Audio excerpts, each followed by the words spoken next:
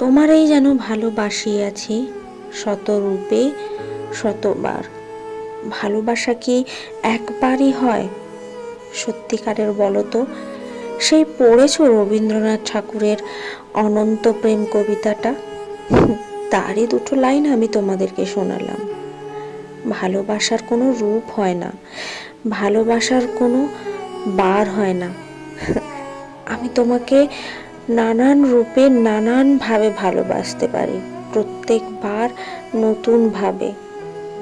তুমি দূরে থাকলেও তোমাকে আমি সেই দূরত্বটায় যে অপেক্ষা আছে সেখানে ভালোবাসি। তুমি আমার কাছে থাকলে তোমার গন্ধটাকে ভালোবাসি, তোমার প্রত্যেকটা ছোঁয়াকে ভালোবাসি, তোমার ওই যে অভিমান করার পর অভিমান ভাঙানোর একটা মিষ্টি চুম্বন কপালে, সেটাকে তো সবচেয়ে বেশি ভালোবাসি।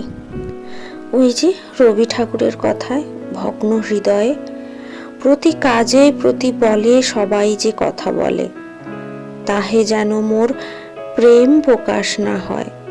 মনে হয় যেন সখী এত ভালোবাসা কেহ কারো বাসে নাই। তবে আমার কাছে ভালোবাসা কিন্তু শক্তি, দূরে থেকেও অনেকটা শক্তি দেয় ভালোবাসা। ওই যে রবীন্দ্রনাথ ঠাকুরের ওই উক্তিটা মনে আছে? ভালোবাসা হলো একটি শক্তি যা পৃথিবীকে পরিবর্তন করতে পারে। সুখী হওয়া তো সহজ, কিন্তু সহজ হওয়া খুব কঠিন। আবার আমার কাছে দূরত্বেও ভালোবাসা আছে। ভালোবাসা মানে সবসময় যে তোমাকে কাছে পাবো, তোমায় স্পর্শ করব, সেটা নয়। তোমার জন্য অপেক্ষা করা, সেখানেও আমি ভালোবাসা খুঁজে পাই। তোমাকে অনেক বছর পর এক চিলতে দেখা, সেটাতেও আমি ভালোবাসা খুঁজে পাই। কারণ আমার কাছে দূরত্বই ভালোবাসার গভীরতাটা ভালো করে বুঝিয়ে দেয় এবং গভীরতাটা ভালো করে বাড়িয়ে দেয়। ওই যে শেষের কবিতার ওই অংশটা মনে আছে?